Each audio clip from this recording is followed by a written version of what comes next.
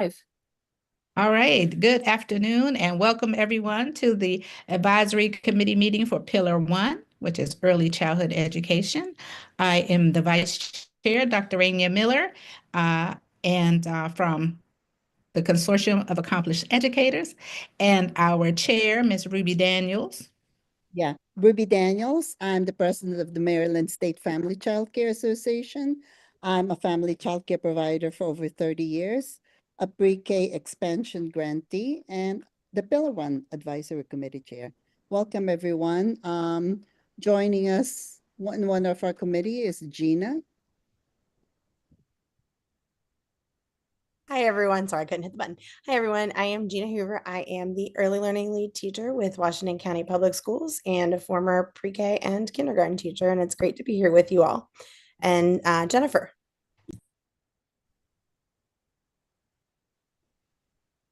Hello, everyone. I'm Jennifer Mata McMahon. I'm an associate professor of early childhood education at UMBC. Glad to be here. All right, well, we have a great afternoon planned. Today, we're going to be talking about the Maryland Pre-K Expansion Blueprint Grant. Oh, that's a mouthful. Progress, challenges, and some future strategies. Rachel, do we have any updates from the AIB? Dr. Miller, can we just introduce and also Rachel? Oh, I'm sorry, Rachel. Okay, me now? She would like you to introduce yourself. Oh, okay, you got it. Hi, I am Rachel Amstutz. I'm the policy director here at the AIB and super glad to be back with Pillar 1. It's been a little while since I've been here with you, but glad to be here today and looking forward to hearing all the conversation. Absolutely. Can we have our guests introduce themselves as well? And let's start with you, Mr. Hudson. Thank you for the invite to be here. Bill Hudson, Executive Director for the Family Child Care Alliance of Maryland and Project Director for the Aspire Pre-K program. All right. Mr. Hudson, go ahead and pick someone to follow you. Sure. Rudy? Hi, thank you for inviting me to join you today. Rudy Zellman, Program Director, Pre-K Expansion with the Fund for Educational Excellence. And I'll pass to Randy. Hi, I'm Randy Albertson. I own Innovations in Education LLC. We do training and consulting for the early childhood community, and I am also a grant writer for pre-kindergarten expansion grants. So I will pass it to Kim. Thanks, Randy. Thank you to AIB for having me today. My name is Kimberly Pena Molina, and I am the Early Care and Education Manager for the Montgomery County Children's Opportunity Alliance. We are the Early Care and Education Coordinating Entity for Montgomery County. And I'll hand it over to Chris. Good evening, Chris Push, Executive Director of the Maryland State Child Care Association. Right. I think we got everybody. We need Erin, do you want to introduce yourself? Sure. My name is Erin Adelsberger. I'm the Director of Education for CAC of Howard County, representing the Head Start program here in Howard County. And I was asked by Maryland Head Start Association to come and speak on behalf of Head Start. Wonderful. I apologize, Erin. Your face lit up when Kim was talking. No worries at all. All right. So some words of inspiration and wisdom from our grantees. And we will start with you, Miss Ruby Daniels. Oh, thank you so much. So thank you, everyone. I'm second year pre-K expansion grantee. And this year, there's a lot of changes. Oh, did we do the update from AIB? Rachel, do you want to do the changes for this year or? How about you keep going? I'll do some quick updates later. You're good. All right. So the thing I'm excited about this year is that the grant expanded to like 301 to 600% of the federal poverty level. This will enable a lot of our middle class families to avail of this wonderful opportunity for the pre-K. So I'm excited about that. And of course, the grant application is a lot quicker for returning grantees, which is great. And I'm sure there's a lot more highlights that I didn't cover. But the only thing I am worried about this year, I just finished my annual review with my grant specialist, is the evaluation plan. So the evaluation plan, which is section 8.2 of the Maryland Pre-Kindergarten Programs Operating Manual, there should be a clear plan in place to ensure continuous program improvement. And the documentation that MSD is looking for is either class observation, ICERS, which we don't have. We have FICRS because I'm a family child care provider. So I told my grant specialist that I'm accredited, and the accrediting body is actually keeping track of the quality of my program. And this year I'm going to have my reaccreditation visit. I also just finished my internship with Notre Dame, and I was evaluated by the professor. And I also did the EdTPA, which is a national program, right, that will evaluate my program, but still it's not on the documentation of MSD. So I still need the FICRS, which is the first year study, and it has to be filled out. It's a little bit complicated for family childcare to satisfy this program. I'm worried because a lot of the family childcare who wish to be independent like myself will have a problem with this. What if they're not accredited? What if they're Maryland Excels level 3? We have to be more open to the programs that are getting towards that quality and a little bit less strict in trying to get this. My interview for my annual review lasted 3 hours. It's very, very exhausting. So that's my experience. So you can go to the next speaker. Thank you. Thank you, Ruby. Did any of our committee members have any questions for Ruby? All right. Anyone would like to share next? Please feel free to jump in there. I think we have on our agenda Rudy. You're right. Rudy is first.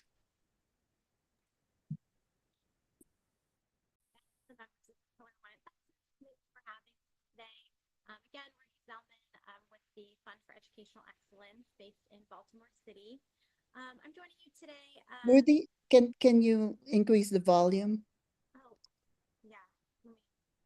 Is that better? Yes. Okay, sorry about that. Did you hear anything I was saying? It was no. Oh, I'm sorry. Okay, I'll restart. Sorry about that. So thank you to the members of the Pillar One Advisory Committee again for having me today. Again, my name is Rudy Zellman. I'm the Program Director for Pre-K Expansion at the Fund for Educational Excellence in Baltimore City.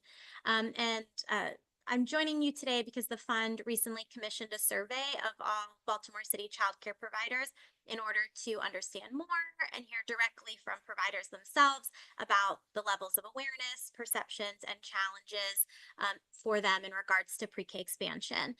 So today I'm going to give just a quick high-level summary. I've also shared the full report with Ruby in case anyone is interested in seeing the whole thing. So the survey results will probably not be very shocking to anyone in this group. They really affirm a lot of the challenges that we've been hearing about, even some that Ruby just talked about, and highlight some consistent themes and needs. So to give some background on the survey, it was sent to all licensed childcare providers in Baltimore City. It was administered in December and January. We ended up hearing from 122 providers representing family childcare centers, Head Start, and faith-based programs. And we also held one focus group. So in terms of intent and awareness, we found that most survey respondents, 61%, indicated that they were at least somewhat familiar with the pre-K expansion program. However, the understanding of the program details were very shallow. So very few providers were aware of things like the teacher requirements, how much funding is available, and that the grant is a reimbursement grant. 60% of providers indicated that they did not intend to apply for pre-K expansion or were not sure. In terms of the barriers that were identified, and these are the ones that rose most to the top, providers had a lot of unanswered questions about the grant, were generally confused about the requirements, and needed more clarification in order to consider if they were going to apply. There were a higher proportion of family childcare providers reporting that they didn't know about the grant or the requirements compared with programs doing center-based care. Other challenges included the administrative burden on already overwhelmed programs, not wanting additional monitoring, and concerns about the grant being reimbursable as opposed to being paid up front. I think it's also really important to note that because provider understanding of the details is pretty shallow, there are also probably some unknown unknowns, to borrow a phrase from Bill when we talked about this. So unknown unknowns that weren't caught in the survey. So for example, the amount of funding wasn't ranked as a major barrier, but that also could very well have been because a lot of providers just weren't aware of what the funding available is. In terms of supports needed, we saw a really clear theme for the need for individualized technical assistance to help providers both complete the application itself and to meet the quality standards of the grant. Providers also need just more clarity about the requirements and what that would mean for their specific program. Survey respondents also reported that they would need financial support and training to help them meet the eligibility requirements of the grant, particularly around Excel's accreditation and teaching qualifications. I think this also aligns with what Ruby was just saying about supporting programs who are, not accredited yet. And I think that's really important to highlight because I know here in Baltimore City, we currently only have about a third of programs who are even eligible to apply based on Excel's level for the grant right now. So there's a lot of support needed to help them meet those requirements. Despite the challenges providers identified to participating in public pre-K, the survey responses do indicate that there is a lot about the opportunity that is motivating. Increasing program quality and financial incentives were ranked as the top reasons to participate in the pre-K expansion grant program. And providers who currently participate also noted how the grant has allowed them to retain staff and pay them higher salaries and seem to be having a generally good experience, at least the ones that filled out the survey. So there's a lot in here. And again, Ruby has the full report. I'm happy to dive deeper, share more with anyone who's interested. To me, the big headline here is that if we really want to truly prioritize the participation of childcare providers at scale in a mixed delivery system, it's not just going to happen on its own. There needs to be really intentional and targeted investments to help providers meet the requirements of public pre-K as well as access the grant.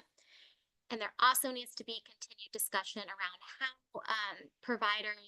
how we can make providers more aware and remove some of the structural barriers like the administrative burden it takes to administer the grant and the reimbursement piece that we know make participation difficult or intimidating for a lot of community-based providers.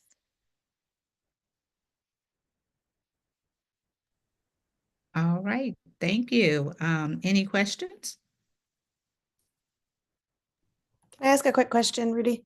I'm curious on the, and I apologize if you said this, I was trying to write and listen at the same time. Was there a question about how the LEA could support these private providers? Because, I'm looking at it from the lens of being involved in the LEA. So was there any question about did they feel supported by their LEA or how their LEA could support them in this, grant process? That's a great question. There wasn't a question specific to LEAs.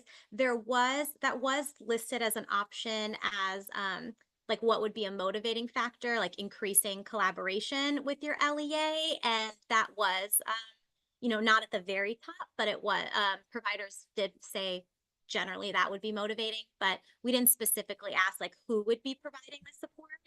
So I think that would be a really great thing to follow up on. That's a great question. Perfect. Thank you.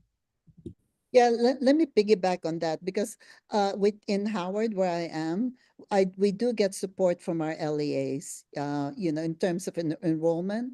Our children goes through the LEAs and also professional development, which is really important, So most of the time, I just look at what the public school's doing and I just copy it off. I mean, you don't have to reinvent the wheel, but it is really important.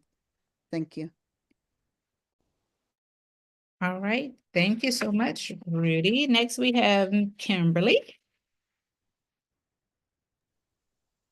Hello, everyone, and thank you again for having me today. Again, my name is Kimberly Peña Molina, and I serve as the Early Care and Education Manager for the Montgomery County Children's Opportunity Alliance. And I'm excited to share some of the work that we've been doing to support pre-K expansion in Montgomery County. And I want to apologize in advance. My voice is a little raspy. I'm just getting over a cold, so bear with me. So in partnership with the Maryland State Child Care Association and Innovations in Education LLC, we've been providing capacity building support to 4 child care centers, helping them prepare to apply for and successfully implement the pre-K expansion grant. These centers have completed an initial program assessment and are working through recommendations provided to strengthen their programs. They've also received class training and will soon begin their mock observations.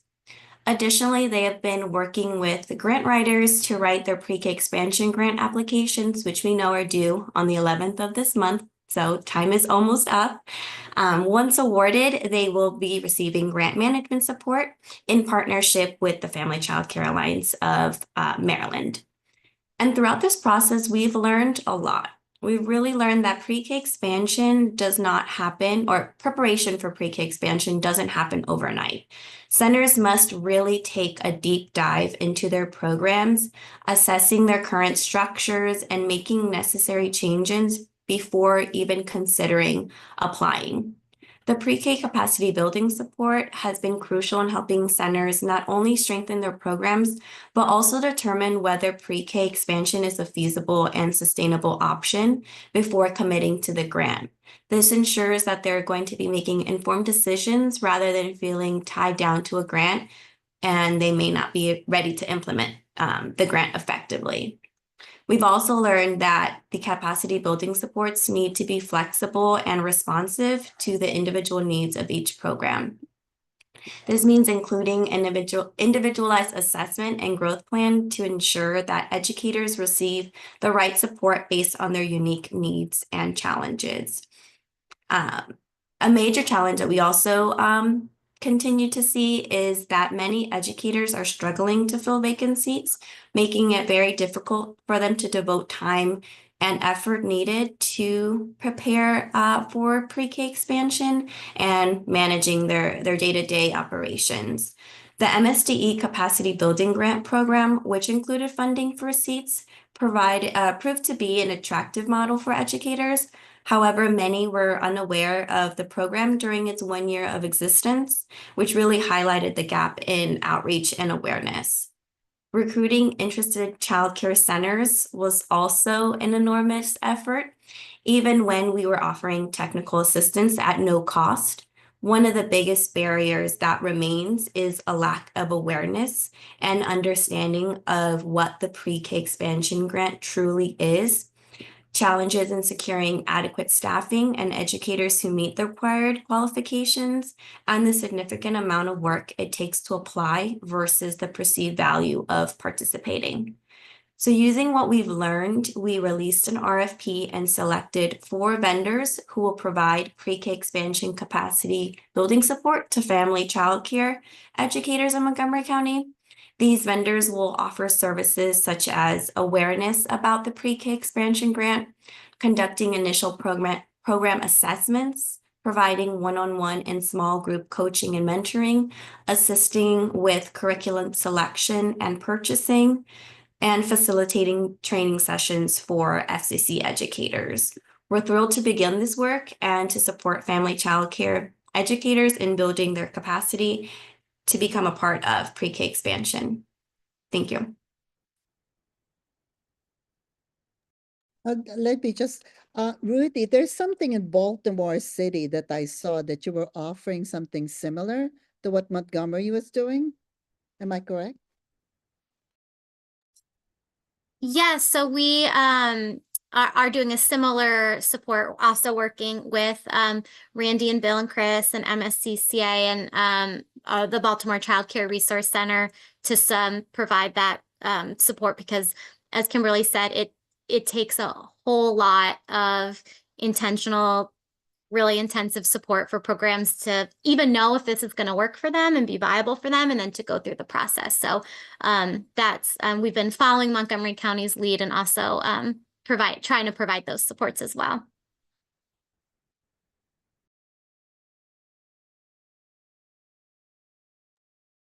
All right. Did anyone else have any questions? And let me check the time. Okay. All right. Oops. Next on our agenda is Chris. Welcome back. Hi, thanks for having me again.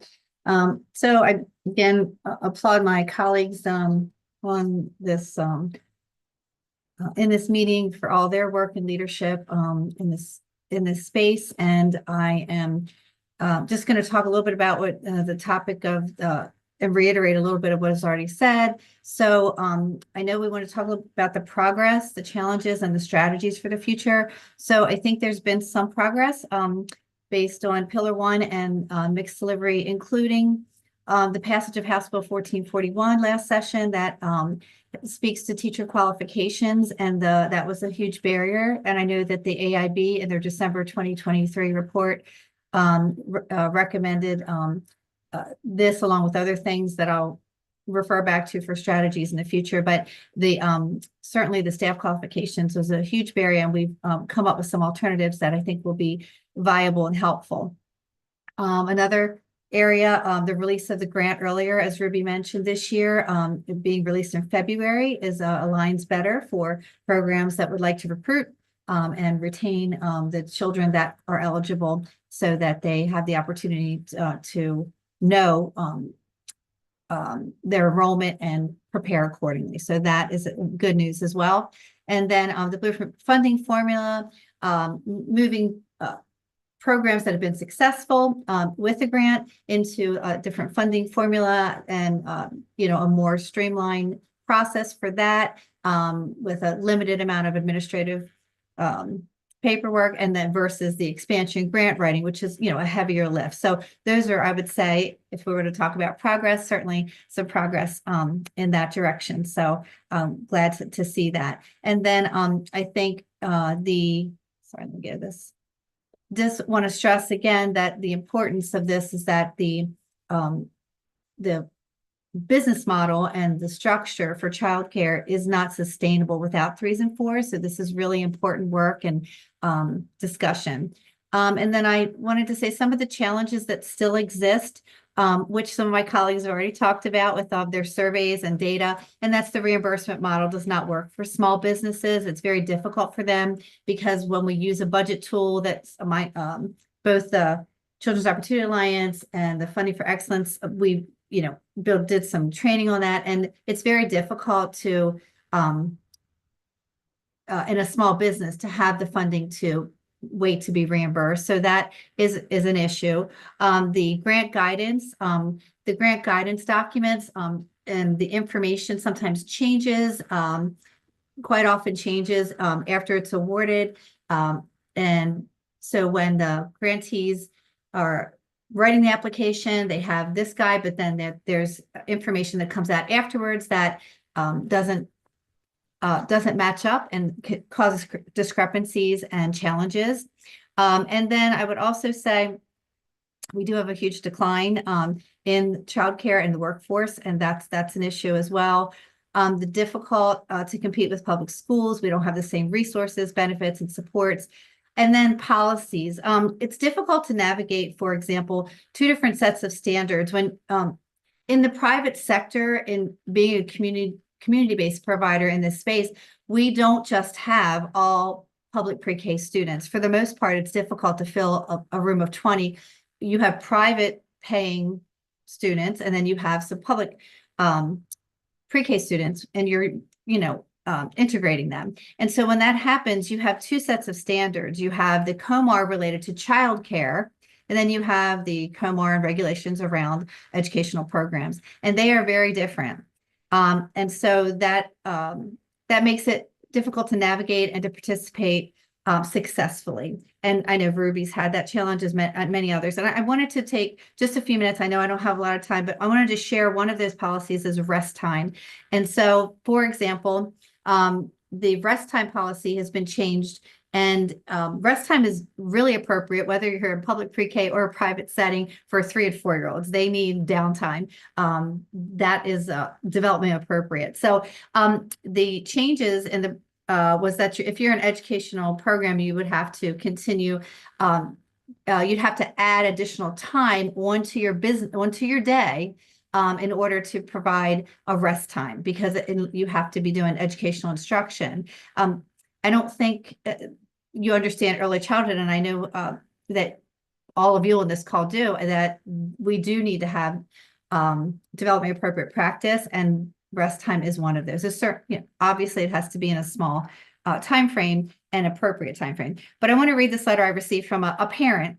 This is a parent from Poolesville, Maryland, who already has spoken to the Office of Child Care as well as the Ombudsman at MSTE. It says, "Dear MSCCA representative, I'm writing to formally escalate my concern regarding the interpretation and enforcement of COMAR 13A 16.09.01 within pre-K programs, as well as to seek further guidance from your office. Despite reaching out to both the Office of Child Care and MSD Ombudsman, I have yet to receive clarity on whether pre-K programs must enforce rest periods in a manner that disregards parental input and individual child's needs. My child's pre-K program mandates rest periods in such a way that results in my child falling asleep, which negatively impacts their ability to sleep at night.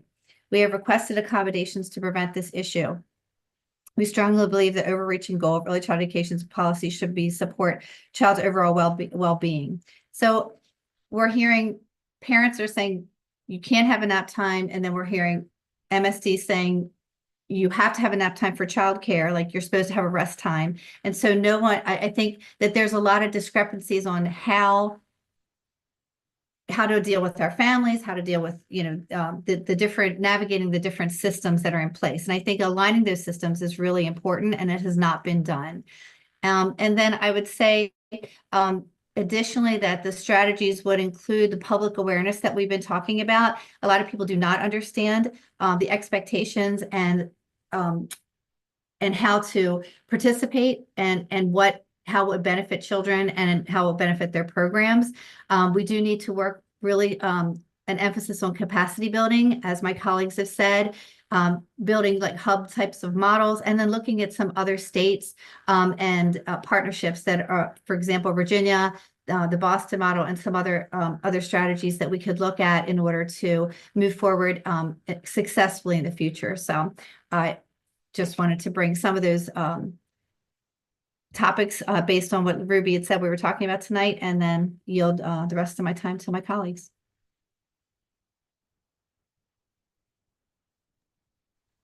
Thank you so much, Chris. I know we did another job that we do is our advocacy reach.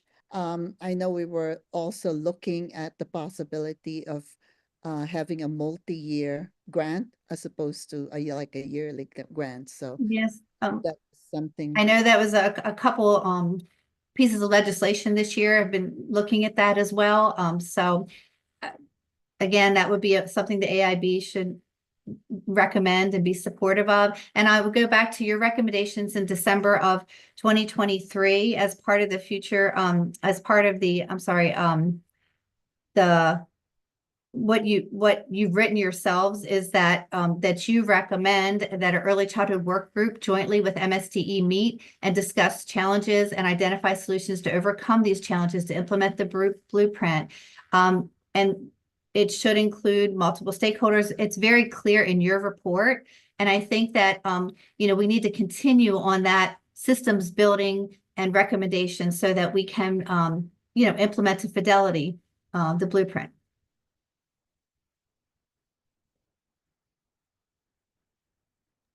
Thank you. Thank you, Chris. Any questions for Chris?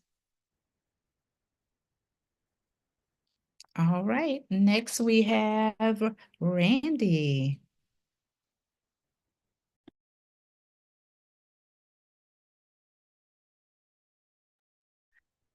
Hi, thank you.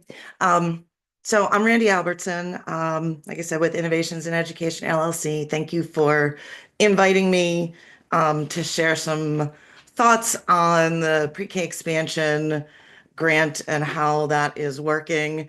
I am going to kind of repeat everything that you've already heard, but from a slightly different perspective.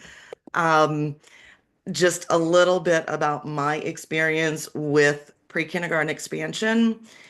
I have been working both as a grant writer and program support with pre-kindergarten expansion for 17 years, way back when it was Preschool for All. And I have seen the evolution of this grant program over the past 17 years. And you would think that after writing grants and supporting programs for all this time, it would get easier. But all I can tell you is that it has only gotten harder. It has gotten harder for me as a grant writer, and I understand the purpose and how to write the grants and how to implement them. It has gotten harder as a grant writer. It has gotten harder for programs. There are more obstacles and barriers to navigate.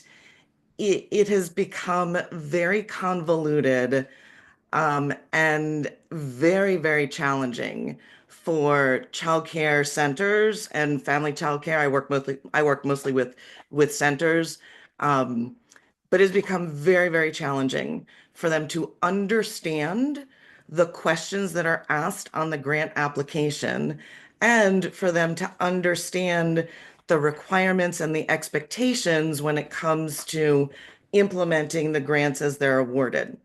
So I want to address like a couple of things that have come up so far today. There was a question about getting support from LEAs. I work with programs across the state.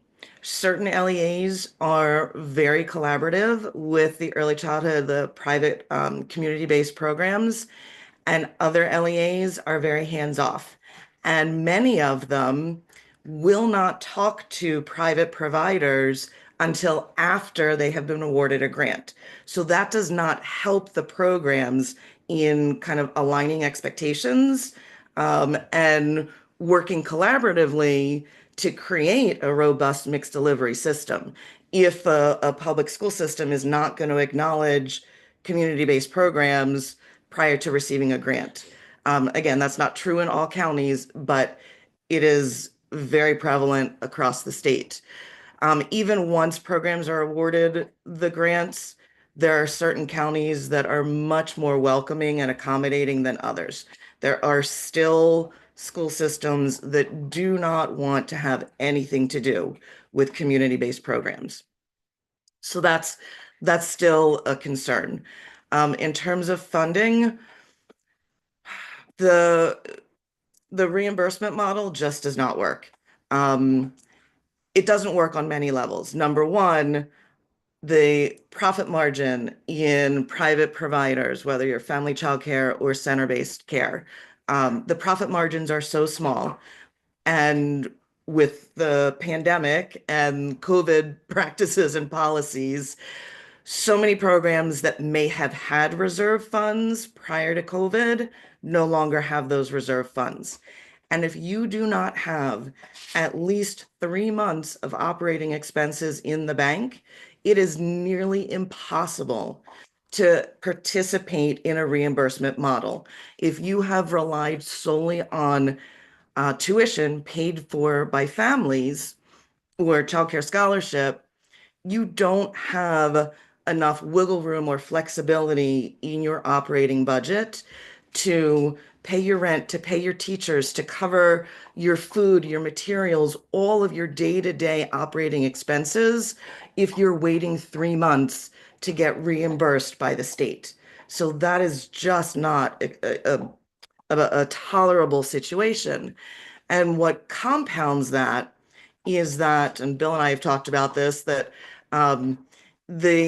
the way that MSDE asks for budget information, asks for receipts and invoices, is not helpful to the programs. It does not align with how private for-profit businesses operate. MSDE is used to working with not-for-profit large public school systems. They are not used to working with small private for-profit independent businesses. The accounting principles are different. I have an MBA, okay? I am well versed in how the accounting systems work, and they don't align. And so when you're looking at how a small business operates versus how a public school system operates, MSDE, their fiscal department, does not understand the difference in the types of accounting practices. So just a simple example, if I'm a small business owner and I own my building, I can pay rent to myself and write that off as a tax deduction, right? As a family childcare provider, you can deduct business use of your home, right, on your taxes. MSDE does not acknowledge that that is generally part of generally accepted accounting principles. And so a program that owns their own center, owns the building, and pays rent to themselves is not allowed to expense that on their invoice to MSDE. The same thing happens when you are the owner of the program and you are an LLC or your license is an S Corp. You, in many cases, do not have payroll. So you might have employees that go through, say, a payroll service like ADP, but as the owner, you take what's called an owner's draw, and that's typically run through your accountant or however you've set that up. MSDE does not acknowledge the owner's draw. And if I'm the owner of the program and I'm also the lead teacher, MSDE does not acknowledge how I pay myself a salary. Okay, that's unacceptable. That's a major expense for these programs. So how are we supposed to justify and verify what, receipts, produce these receipts that MSDE then dismisses and says, no, they're not valid. And yet these are part of what is considered universal, generally accepted accounting principles. Okay, that's not acceptable, right? Again, and then coupled with the fact that the MSDE fiscal people, whether it's the grant monitor or somebody in the fiscal office, may look at the receipts that a program has submitted and they decide that, oh, we're not going to reimburse that expense. We don't think you need this. Well, if you're not at the program, 24/7, if you don't live in that program, how do you know what they actually need and what they don't need? I have seen MSDE reject an expense.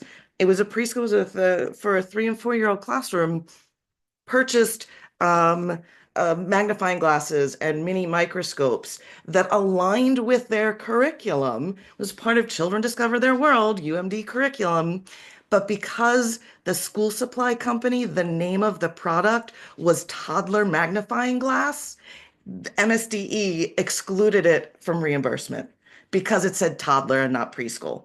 Okay, that's just not okay. Like that level of micromanagement doesn't happen for the school systems. They're not line iteming and submitting every tiny little receipt to the state for reimbursement. They're getting their money up front, right? They operate under completely different systems. So the funding is a huge barrier. I honestly try to talk programs out of participating for the sheer fact that if your financials aren't in place with that 3 months in the bank and you don't have a strong handle on, your business practices, it is not a good fit.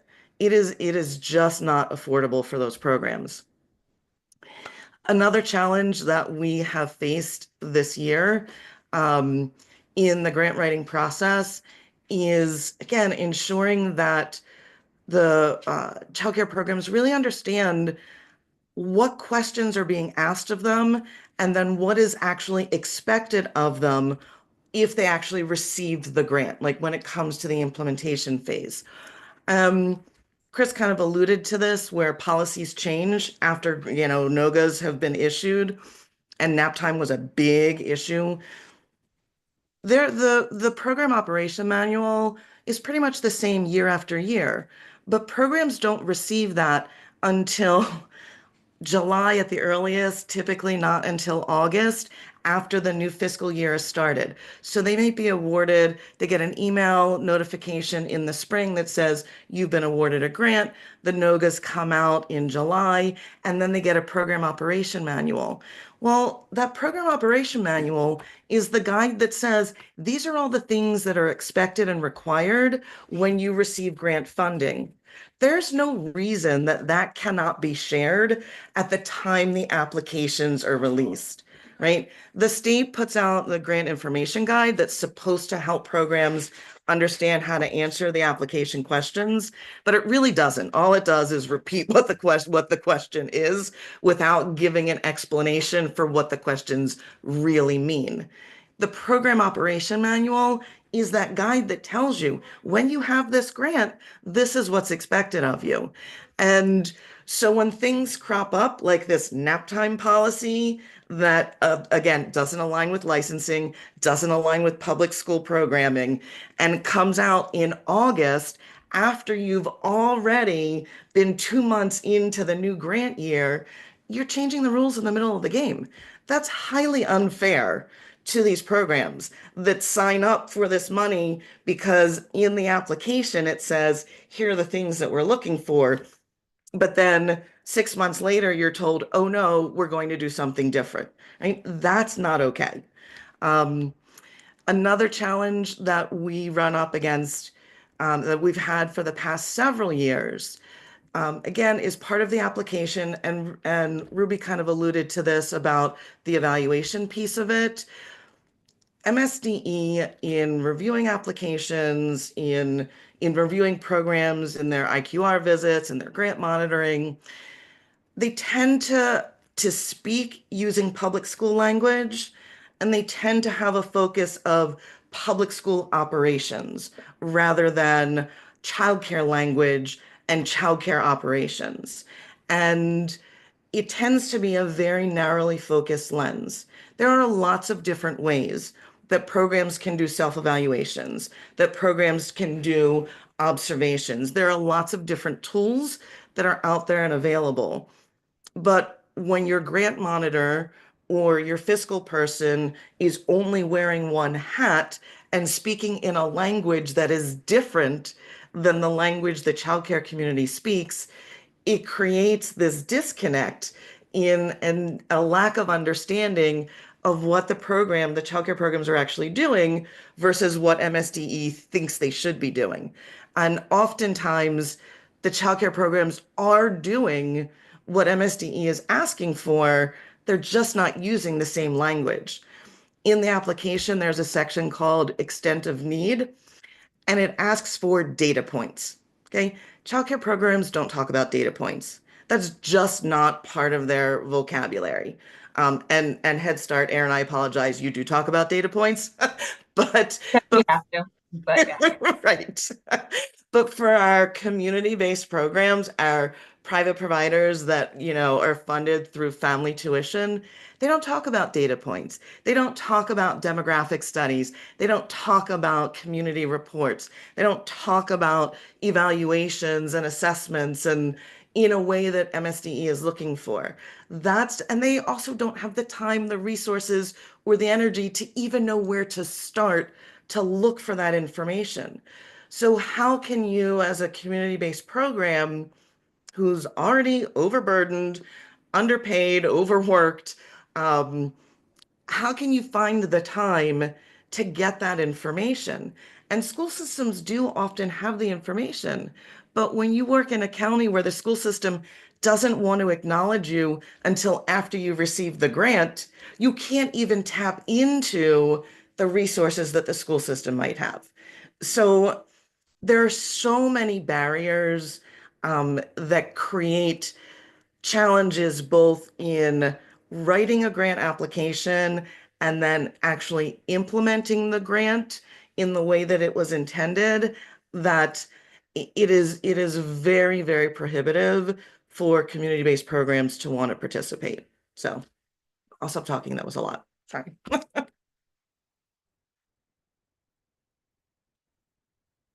Yes, I have to piggyback on what you said about the data points, because the evaluation, one of the question is what type of data or tools were used to monitor ongoing program quality, and that's one of the question.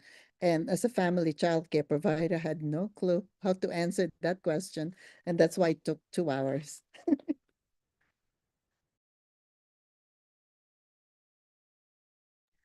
Thank you, Randy. Any questions, comments for Randy? All right, next on our list is Bill.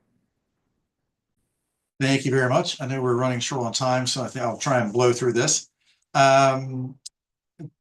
Thanks to Ruby for inviting me. We had done I'd done a presentation at the OCC Advisory Committee. I believe that was the one. We go to a lot of committee meetings about a report we did on barriers to joining the pre-K program for family childcare providers. And so I'm going to just run through that real quick. I've really cut that way down because I know we're trying to keep this in 5 minutes. So here is the cover for the report. 2 PhDs did this report, so I will not take the title. You can just read through that and you can tell, yes, 2 PhDs did this. But really it was about figuring out what are the barriers to family childcare providers joining the pre-K system. And realistically, between Ruby, a few other people on this call, we could have written this ourselves, but we wanted to be able to document it with real verified research that we could present. So before I get to that, I want to give a quick 30-45 second about Aspire in case people don't know what Aspire is. In 2020, there were no family childcare providers participating in Maryland's pre-K program. The Alliance had incorporated the previous October.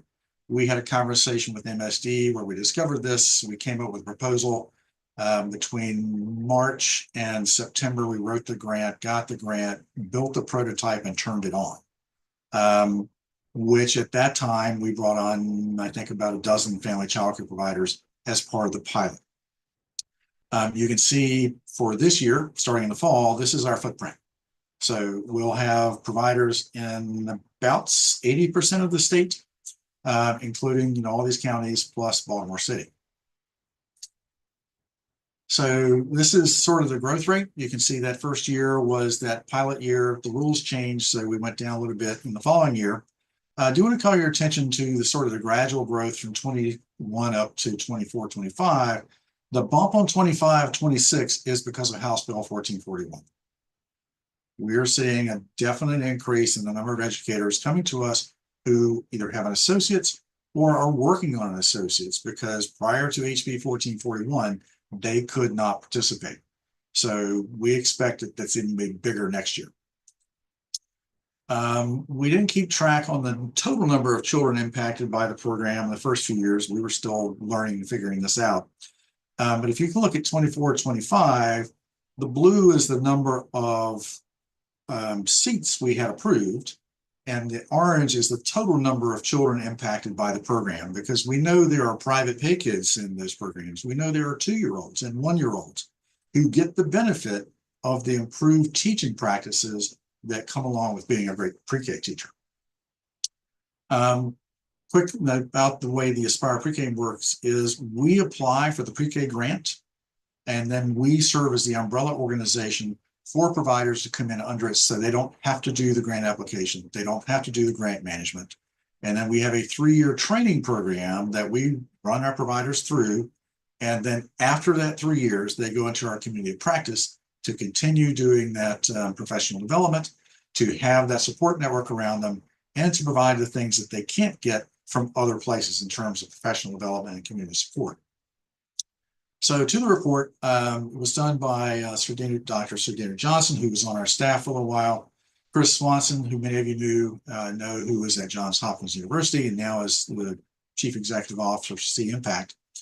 Started the process back in data collection in fall of 23, finished up the process and published it in, I think, early summer 2024. We did surveys of family childcare providers, both English and Spanish. We did several focus groups, and we did some interviews and deep dives where we sat down, where the team did, with 8 individual family childcare providers and went through their finances with a fine-tooth comb to really understand their business operations. And actually, a lot of them didn't even really understand their business operations until after this process. So what we found, at the time of the survey, 44% of the respondents said they weren't sure they'd be in business within 3 years. And that, believe it or not, tracks with some numbers from other parts of the country. Primary reasons, burnout, because we know that family child care providers work on average about 50 to 55 hours a week in direct care, and then another 10 to 15 and possibly even 20 hours a week on top of that for everything else that they do, because they wear 30 to 40 different hats. We found that many of them said, you know, it's just not financially viable. And that's where pre-K comes in. That would change that for many providers, at least. The additional requirements come along with pre-K. Not only just the grant management part, but you're expected to deliver a high quality pre-K program. And that's, in some cases, depending on what you're doing as a family child care provider, quite different than what you do on your day-to-day basis. The deep dive into those 8 businesses, 6 of them weren't making minimum wage. When you added up the amount of hours they were working and the revenue they were generating, they weren't making minimum wage. And at that time, which was 2023, only 10% qualified for Excels. I mean, level 3 or better in Excels. So barriers we found, as has been listed here today, family child care providers wear too many roles, too many hats. There's not enough time, and there's a lot of demands on an average family child care provider. And when you overlay pre-K in terms of the grant management itself and the additional requirements of what's required in a pre-K program, it becomes overwhelming. That covers the administrative requirements.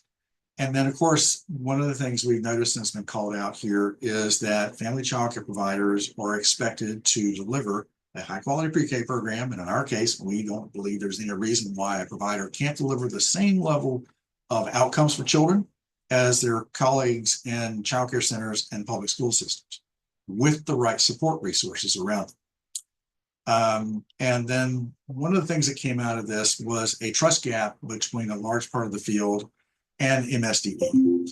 There's a long legacy of reasons there, but that led to a lot of sort of skepticism about MSDE. And when people don't really get the full information, a lot of misinformation flows out there. And I can tell you, we've heard lots of stories about what pre-K is or isn't that just aren't true because people just weren't informed. So recommendations came out of that. First is create a managed enrollment system so that providers didn't have to go through the process of finding pre-K kids. And I know, if I'm not mistaken, that's part of the blueprint for the LEAs to take on part of that role. Howard County is helping in Ruby's case, but that's not the case for every LEA out there. Some are further along in that process than others. Helping parents determine which program is best for their child. We, along with a lot of others, don't feel that it's absolutely every single child is going to thrive in any one of those 3 environments.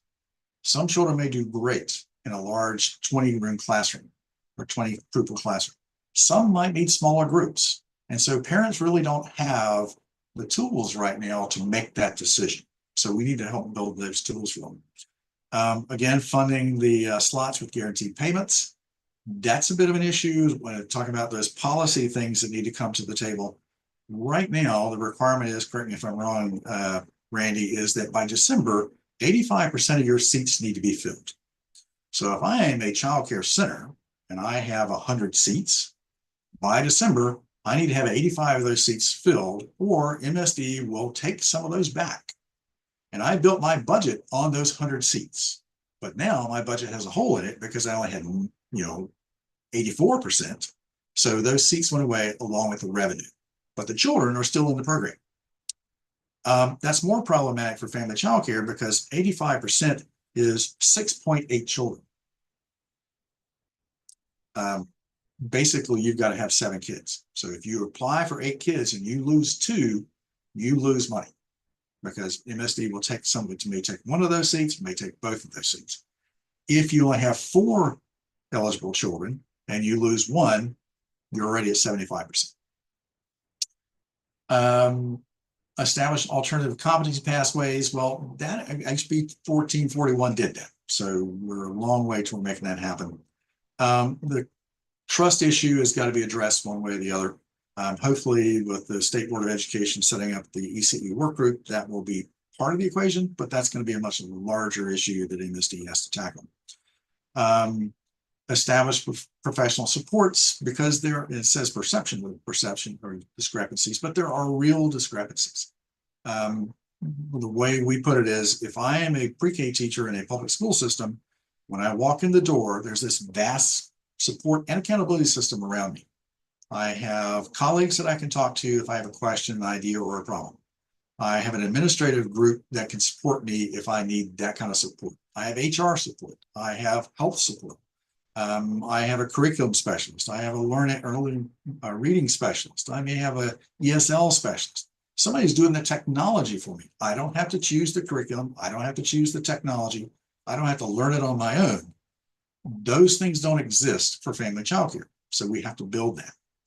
And that's where you get into the provider hub model, because those supports need to be there. We've shown, if you look at the data that comes out of our system and the results we get back and the reviews we get back from MSDE, high quality pre-K is possible in family childcare.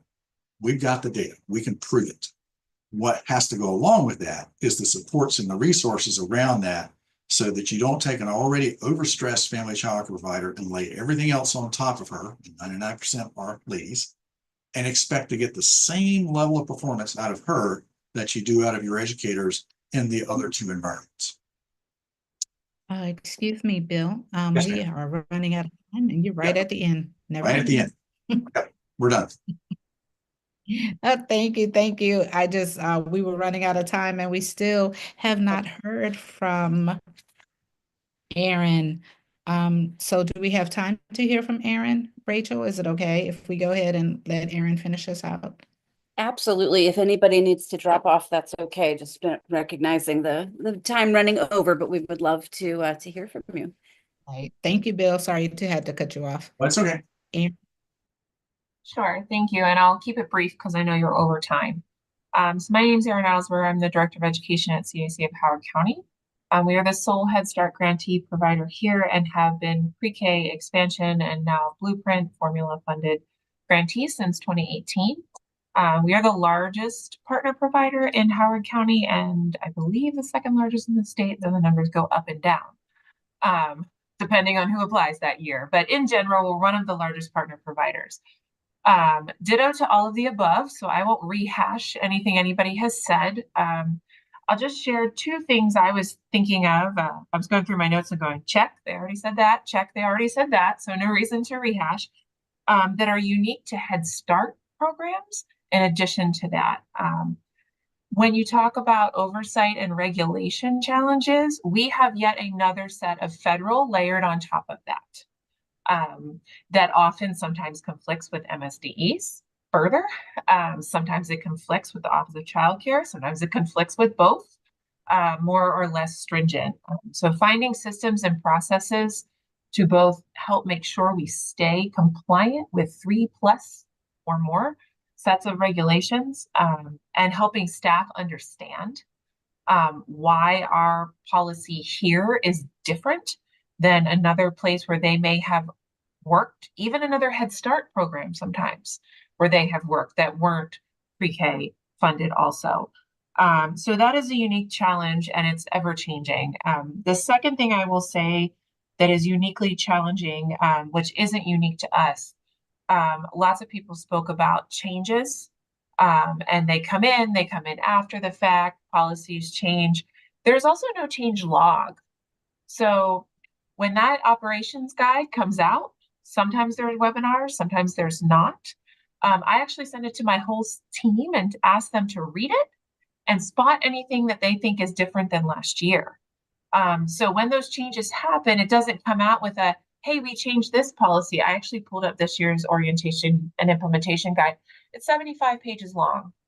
So to sift through, regardless of the size of provider that you are, and figure out where the deltas are, is uniquely challenging. Now we have folks like Chris and Randy and different associations that we're a part of So there's more eyes on it, elevating in meetings. Hey, did you guys see this? Hey, did you guys see that?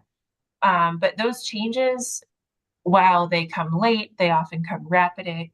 They're also not very evident and they're not called out. So sometimes you have to find them like Easter eggs. The second thing I would say about that is the same thing actually happens with reporting and data reports. No one spoke about data reports. I won't talk about reimbursement model. As a nonprofit, our business model more closely aligns akin to the public school system and how we do accounting. So that is not a challenge that we share, but that's part of our makeup as an organization. But that data report, I have someone on my team that does it. It changes every single time. Sometimes they don't explain the differences as to why it's different. And this version that we just got, the second version, was a month late, behind when they said it's going to be due. And we got 4 updates to the file before it was settled that this is the actual file you're supposed to use. So that's just another area. And same thing, when we receive that file, I have my department operations assistant. She goes through and says, this column's the same, this column's different, this column's the same. Now they're asking for a different data point here. So that the changes run farther than just policy. It even gets down to the reporting we did in February, the file was different than the one that we did in the fall. So planning for that at any size scale, right? Now imagine a childcare provider, a family provider, which we need in the network. We can't have all folks just like us. That's not mixed delivery. We're proud to be a partner, but we can't be the only partner. We need Ruby here in Howard County, and we need other programs in Howard County. So, you know, while we always say we Strand is a strong partner, mixed delivery doesn't work with just us. That's not the goal. And so it's really, really important to understand that, you know, changes that our nature, our makeup, you know, we can withstand. Other providers cannot. They might not have an operations assistant that they can volley that data file to, right? Most don't. Family childcare providers definitely don't, right? And so those things, when you think about, add to those administrative burdens. And then the last thing I'll say that's unique about Head Start programs is, if anybody follows the news currently, it's been a big week. You know, as things grow and change and morph and information happens at the federal, state, and local levels, we have to continue to grow and change alongside that. And right now for us as a Head Start program, if anybody's not aware, the 10 regional Head Start offices are being condensed into 5 with no notice. Our region in Maryland is Region 3, which is the Philadelphia office, is still open. But it was announced on April 1st and they were closed on April 1st. So regions 1, 2, 5, 9, and 10, the regional support offices were closed, essentially with no plan. And so what that means for us as Head Start grantees, which also makes us eligible for pre-K as providers as well, means we may have to start looking at how does that impact the supports that we get? How does that impact from that level? And then also, how does it impact our funding? And then where do we continue to couple, because we are also pre-K grantees, right? Where do we continue to couple those 2 programs together? I was looking at back what I shared with this committee and I think it was November in the fall. You know, our program, I shared our blended funding model. What happens to that as we continue to try to blend all those bubbles together, right? And right now we're seeing changes at the federal level, though they're saying funding is not in jeopardy. You know, you're making changes to the network that supports that. So that is something that we are continuing to watch as we continue every year. And of course, our Head Start grant doesn't work on the same cycle as the pre-K grants. So trying to estimate how many Head Start seats will I have? How many pre-K seats do I need? And get that to work together in unison, right? Is something that, as long as I've been here, we've had to reevaluate every single year because other changes going on alongside state programming have an impact on what we can do. So that's all I'll share. I'll just share a couple of unique things to us that hadn't been shared. But I'm always happy to answer any questions about Head Start. because many of those challenges are not just unique to our program, they're unique to Head Starts across the state. All right, well, thank you so much, Erin, and all of our other guests. As usual, it is lots of information to take in, lots of notes to take, and I thank you for just sharing what's going on across the state in your areas. Ruby, any closing thoughts? Yeah, just wanna bring up what Chris said in the chat, that she hopes that the AIB will follow the recommendations from December 2023 and require early childhood work group to identify the barriers and work to achieve goals in the future. Thank you so much. And to all our special guests tonight, I want to thank you. And Raina, our next Pillar 1 meeting is on May the 1st. Okay, thank you so much, everyone, and have a wonderful rest of the day. Yes, enjoy your break. Thank you. Thanks, everybody. Good night.